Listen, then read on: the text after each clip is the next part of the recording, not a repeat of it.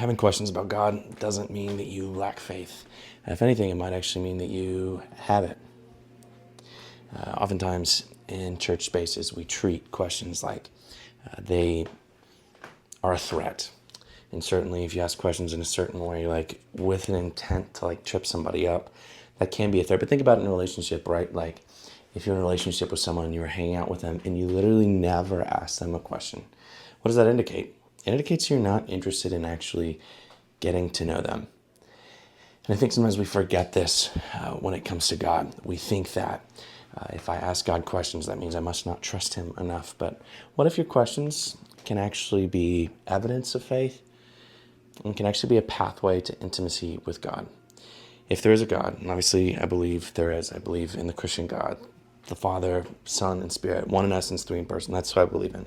If there's a God, it would make sense to me that God's bigger than I can understand, lest he not be God at all. And if that's the case, then that means there's certainly things I don't know about him. There are things I probably got wrong about him. I've certainly got wrong about him. And there's things that I want to know about him. So next time you have a question about God, try just asking him, seeking him, and seeing. Questions can be a beautiful pathway to intimacy with God. And sometimes your questions won't be answered directly with answers like you'd like them to be answered. Sometimes they're, like what Jesus said, they're more parables or stories or images or ideas or thoughts. But the goal of the questions isn't just to get an answer. The goal of it is intimacy, to know God more.